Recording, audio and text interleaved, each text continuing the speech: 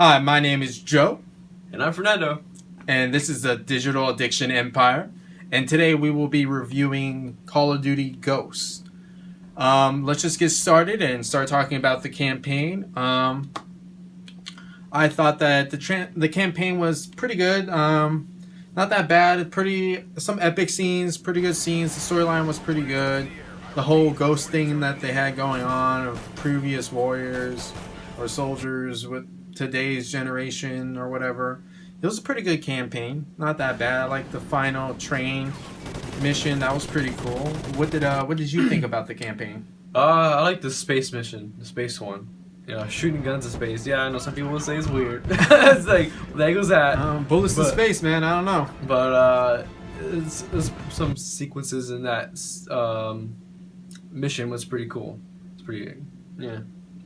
All right. Well, let's just go over our top 3 favorite maps. Number 1 for me is probably Warhawk. I just really like this map. It had the whole middle kill zone area, and then it also had the surrounding areas where you can just go around and you can choose where you want to enter the kill zone in the middle of the map with the tank and stuff. I really like that map. Second would probably be Stonehaven. It's a really big map, but I really liked it just because of all the broken up like brick and like castle parts all over where you can take cover, and I found it to be a pretty good sniping map, Yeah. but it was really good assault rifle map for long range shots, and I found myself doing that more often, and so that was good. Strike Zone was really good. I like that one. Really close range. It gave me an opportunity to use submachine guns because a lot of the maps in this game were really big. What were your top 3 maps? My first one would be Octane.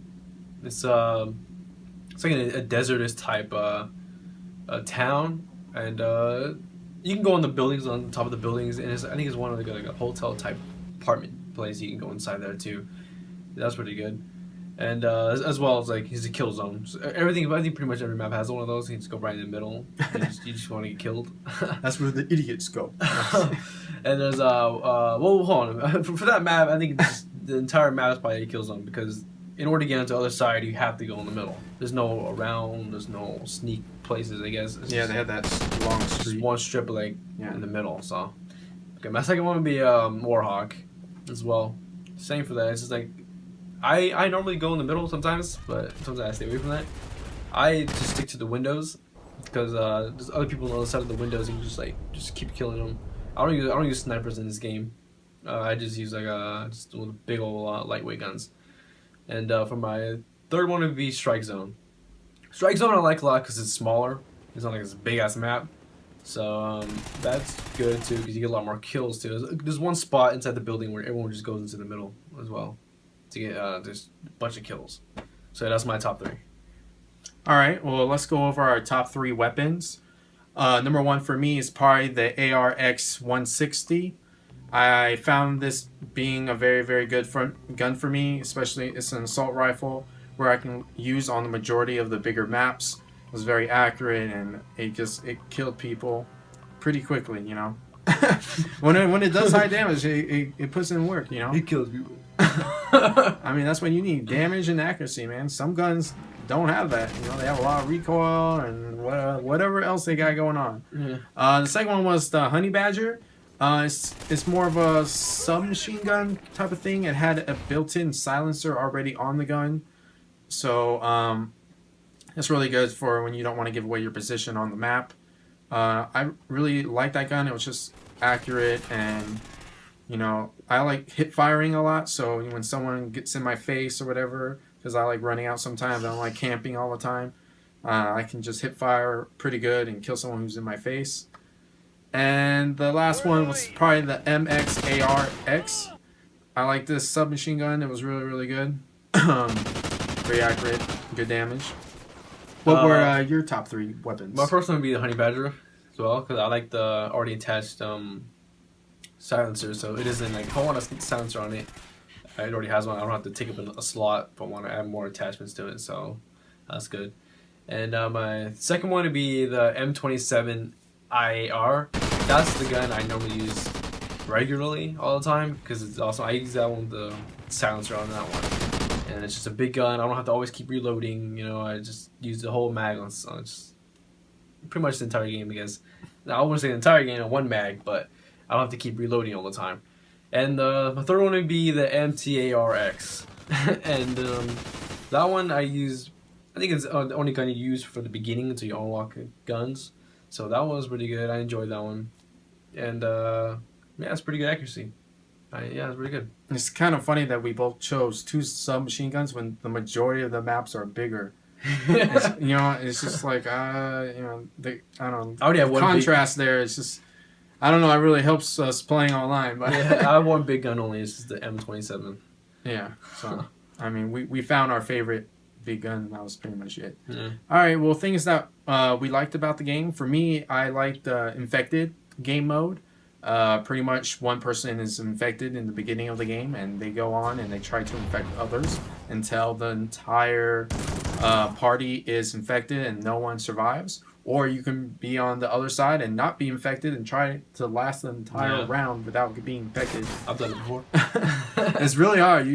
You might think you have a good hiding space, but you know, most of the time they'll find you. They'll find you. And then once they find you, you may be able to kill them, but then they know where you are, so you gotta move. You know, I think the best strategy is to find a good hiding space in the beginning, but then later on you're gonna have to find multiple hiding spaces because you can't stay in one place. Like they'll all just jump on you. What was another thing that I liked was probably the guard dog kill streak or assault streak reward. It's you call a dog and the dog protects you.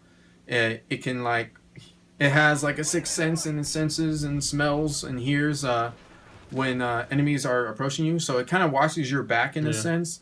So guard dog. Yeah. So you know it's really really good if you're a sniper. Or especially in these bigger maps, you know, you're using your assault rifle and you're just trying to shoot people far away, and people might sneak up and flank you from behind. You know, the guard dog will attack them and kill them for you. Yeah, he got you back. Yeah. So that was something I really liked about this game. My likes would be the campaign. I like the one I talked about earlier, the space one. That one was really cool. And I like the last one too, the train one. I really enjoyed that one. Of course, it's like running across the top of the train. Just to get the bad guy. That one was amazing too. I like that one. Thoroughly, probably just mostly the game campaign for me. All right. Some things that we disliked about this game. For me, it was the Extinction game mode where you have to go around killing aliens and like drilling the aliens like thing coming out of the ground and whatever. I just really didn't care for this. Like, I knew they were trying to do something similar to zombies, and I thought I didn't really like the way the aliens looked and how there were like a bunch of dogs jumping around and climbing the walls. It was just I just thought it was like retarded. And drilling the gun, I don't know. I just really didn't like it.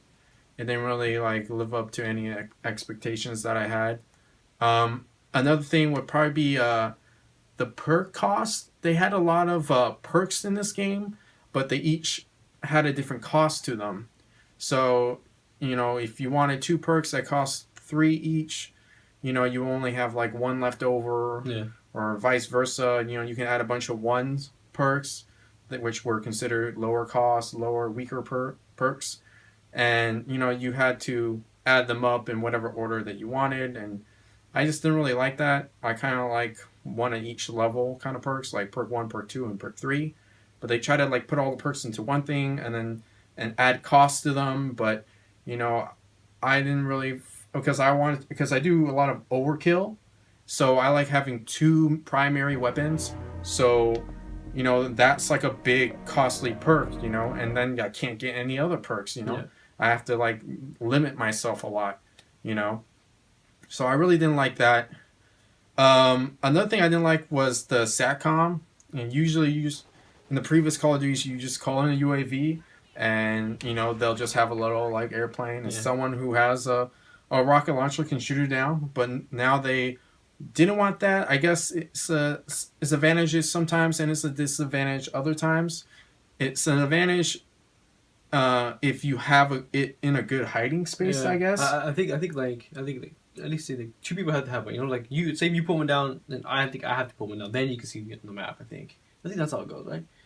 I don't even know. I think that's how it goes. I don't know. But yeah, like you put it down somewhere and anyone can just run up, destroy it, and then you don't have it anymore. And I just prefer to have, you know, the UAV in the air. You know, someone has a rocket launcher, they can shoot it down.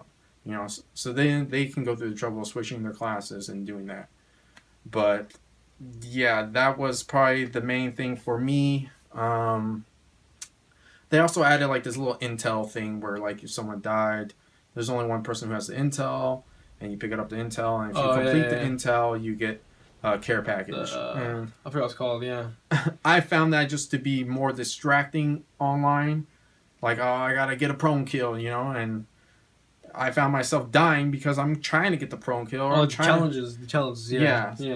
So, you know, I just didn't really care for that. So, and one final dislike. I'm going on a rant right here, but I found myself hating more maps than liking maps. You know, usually I'm just like, oh, these are my favorite maps, and these are the maps that, yeah, it's okay. But I found myself hating most of these maps. I'm just like, oh my god, I do not want to play on this map. I hate it.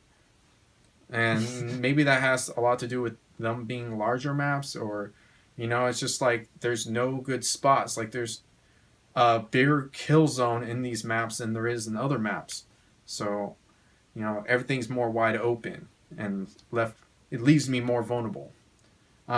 Is there anything you would like to add to my dislikes? Yes, I like to add. It's not enough good guns.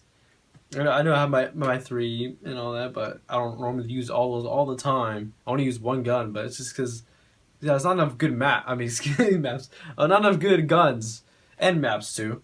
Not enough good maps, and to add to the map parts, the maps are pretty big. More big maps than smaller maps. I know the strike zone was like probably one of the only good small maps, but yeah, it's too much big maps and not enough good guns for me. Yeah, and it goes back to that thing we were talking about. Like, we found ourselves liking more submachine guns than assault rifles when the maps are bigger. So it's just like I'm running around with a submachine gun that I like, but it doesn't have the range on it to be effective when you're playing online. Small guns. But that was the review on Call of Duty Ghosts. This is the Digital Addiction Empire. My name is Joe. And I'm Fernando. Please like and subscribe down below, and we will be continuing to come out with more videos.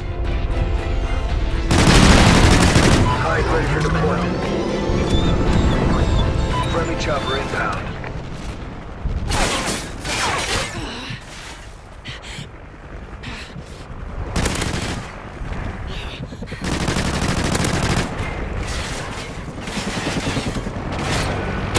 Helo pilot ready. Friendly helo pilot active.